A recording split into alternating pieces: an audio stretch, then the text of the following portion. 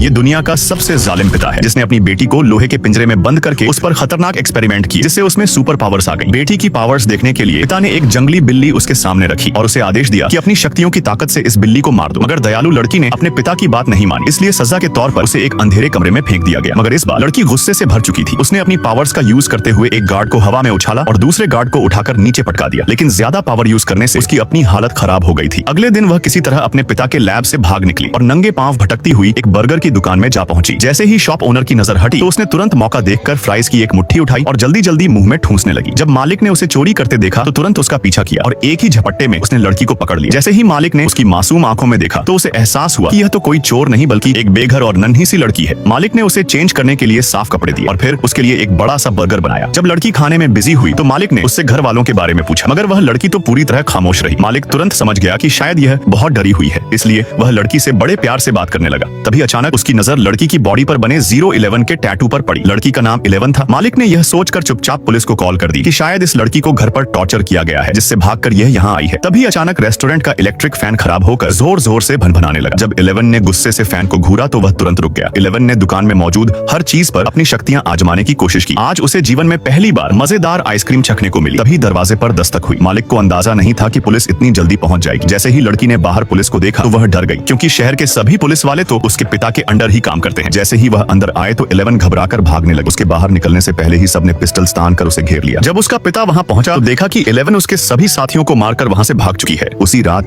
जब कुछ लड़कों ने 11 को अकेले वीरान जंगल में भटकते हुए देखा तो उसे अपने घर ले आए। जब 11 ने उन्हें अपनी कहानी सुनाई तो सबने उसे यकीन दिलाया कि वे किसी को भी इस बारे में नहीं बताएंगे। मगर अब आर्मी फोर्सेज ने पूरे शहर को अपने घेरे में ले लिया था। उन सबका एक ही मकसद था, 11 को पकड़ना।